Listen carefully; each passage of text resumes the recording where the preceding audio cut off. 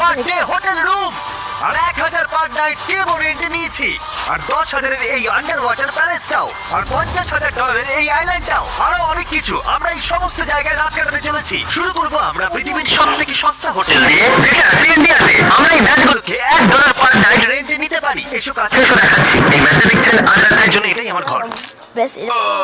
এটা আমার বাড়ির ম্যাটের মতনই, শুধু কমফোর্ট নেই। আচ্ছা, তো এখানে রুম সার্ভিস কেমন হবে গো? রেন্ট $1।